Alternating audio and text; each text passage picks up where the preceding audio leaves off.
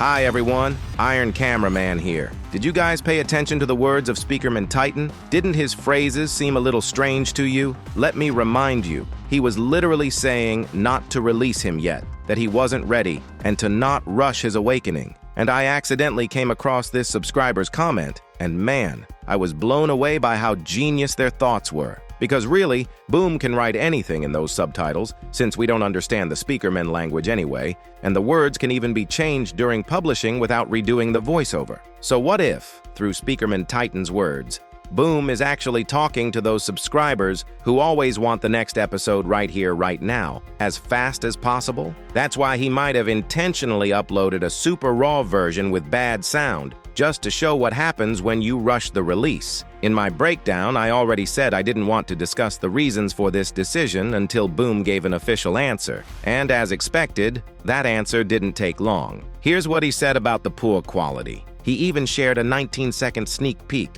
of how the revoiced version of the episode will look. I'll play it for you now, but a quick warning. Turn the volume down so you don't go deaf.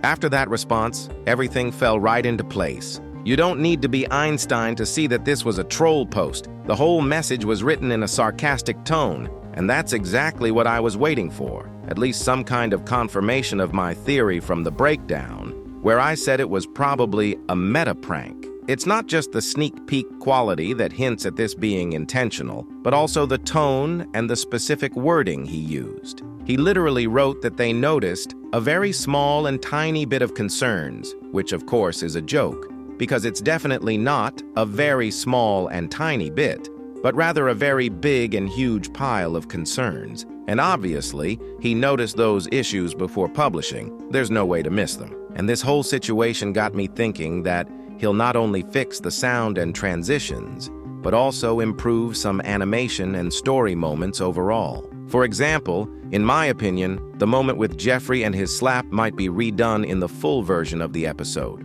Or for instance, that hit from polycephaly might look much better. By the way, since we mentioned Jeffrey, I want to show you a cool fan art from Ninkanoaru. Look at this, it's such an awesome take on Jeffrey's design without the black smoke. And honestly, I wouldn't be surprised if not only the sound, but also some lines get rephrased in the updated version. According to Boom, we even have a rough estimate for when the full episode will release, around a month from now. And, as expected, the whole situation led to debates and a wave of hate. Viewers split into two completely opposite camps. Some started harshly criticizing every single frame of Part 3 and pointing out every wrong pixel, while others defended it with everything they had. And some didn't see any issues at all and even praised the episode. But there was also a third type of viewer, those who tried to understand the situation more deeply, to see the context and reasons behind it. That's exactly the kind of viewers I like the most, because those are the people who both love and support our favorite series.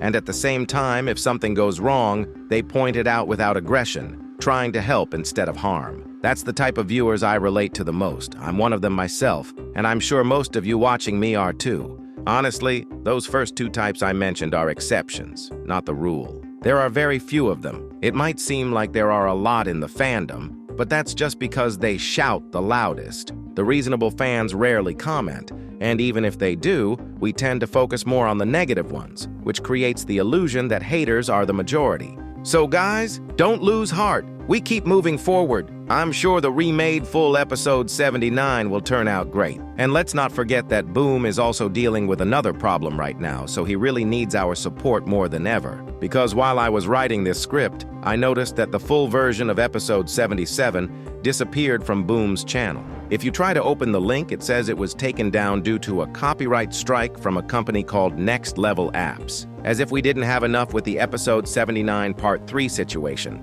Now there's a strike too, and once again from the same people who filed complaints back during season 25. However, since Boom managed to get the previous strike removed, I don't think this one will cause too much trouble either. Still, the fact that it's happening again is just infuriating. And honestly, I'm not even mad at those scammers pretending to be the creators of Skibidi Toilet. There have always been bad people in the world. That's nothing new. What really frustrates me is YouTube's broken copyright system. When will it finally learn to tell a real content owner from a fake one? Anyway, I don't want to repeat myself. I've already talked about this company and the whole situation in detail, so if you haven't seen that video yet, I really recommend it. I explained everything clearly there. Now, I want to discuss some story details I didn't get to mention in the breakdown. The most interesting and confusing moment for me during the first watch was Camerawoman's situation. It was expected she'd appear, especially after PC Man showed up for a frame in part 2. But how exactly she appeared turned out to be really confusing. Let me explain. According to the TV scientist, Camerawoman had already been at the Speakerman base for several hours. But remember, she literally died just 5 minutes earlier near the Cameraman base. That means, for a short while in the Skibidi Toilet series, 2 camera women existed at the same time. And what does that mean? It means the second one was at least a copy, not the original, or at most not Camera Woman at all, but maybe PC Man under a hologram disguise. But even with that in mind, I still can't understand the administrator team's logic. Why pull such a risky move? Exposing themselves to hundreds of cameras and getting caught by the detective was way too dangerous. And as we saw, that's exactly what happened. It would have made much more sense to make the copy after her death, not hours before. How could they have known for sure she was going to die? And why didn't they realize that this basically handed the detective a perfect clue on a silver platter? That makes me think of 2 possible explanations. First, Boom planned this on purpose, giving the detective a fake lead to throw him off track, just like with the fake Lucky Cameraman recording. Second, it was a necessary move as part of a bigger, more complex plan that's several steps ahead. The second option actually seems more likely, because if they created the second camera woman in advance, that means they already knew she would die. But how could they be so sure unless they were controlling her death?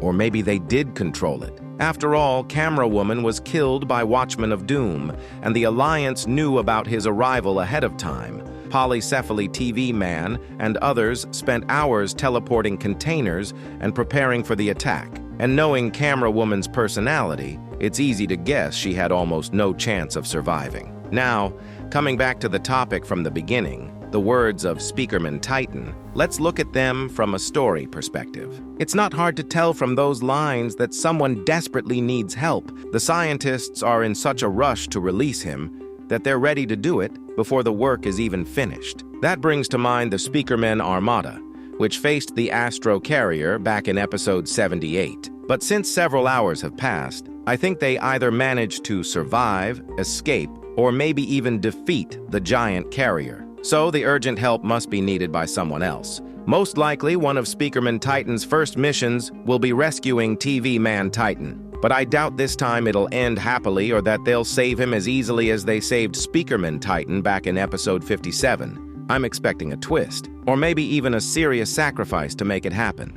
If you liked today's video, I'd really appreciate your like and subscription, and I highly recommend checking out part 3 of our animation on my channel Vaynor. In about 10 to 20 days, a prologue to our multiverse will release there, and in around 40 to 50 days, the first full episode, which I think will totally live up to your expectations, because we're preparing something truly huge. Stay tuned, Iron is out.